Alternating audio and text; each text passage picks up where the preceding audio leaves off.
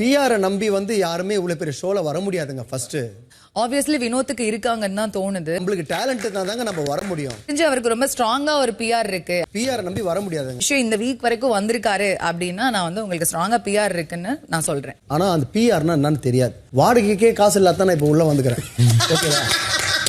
சத்தியமா 3 மாசம் என் ஒய்ஃப் எப்படி வாடகை கட்டுவாங்கன்ட்டு நான் கேட்கலாம்னு நினைச்சேன், விட்டேன். இல்லாட்டி இஎம்ஐ கட்டணும். இஎம்ஐ அக்கா பொண்ணுக்கு எடுத்த கட்டில் பீரோலாம் அந்த இஎம்ஐ இருக்குது, வாடகை இருக்குது. நான் வாங்கி வச்ச கடங்களும் எக்கச்சக்கமா இருக்குது. நானே டவுன் ஆயிட்டு தான் இந்த வாய்ப்பு கிடைச்சி வந்துக்கிறேன். இவனுக்கு எதுக்குடா தூக்கி 3 லட்சம் ரூபாய் கொடுக்கணுமா எவ்வளவு கேட்டானுங்க, எதுக்கு கொடுக்கணும்னு விட்டேன். நம்மளுக்கு நம்ம பாடின பாட்டு இருக்குது, நான் பாடின கருத்துள்ள பாடல்கள் இருக்குது. என்னுடைய பாட்டை கேட்டு ஆர்ப்பாட்டம் போன இளைஞர்கள்லாங்கிறாங்க. ஒரு வீட்லயும் இரங்கல் வீட்லயே போயிட்டு நான் கத்தி கத்தி பாடி இருக்கேன். சென்னை ஃபுல்லா மக்கள்லாம் எனக்கு வந்து ரொம்ப பழக்கமான மக்கள், என்னை தூக்கி கொண்டாடுற மக்கள். மற்றபடி அவுட்ல இருக்கிற அத்தனை ரசிகரும் என்னை வந்து இந்த அளவுக்கு நிக்க வச்சிருக்காங்க நான் நம்புறேன். அந்த மக்களுக்கும் ஒட்டுமொத்த எனக்கு ஓட்டு போட்ட மக்களுக்கும் நன்றி.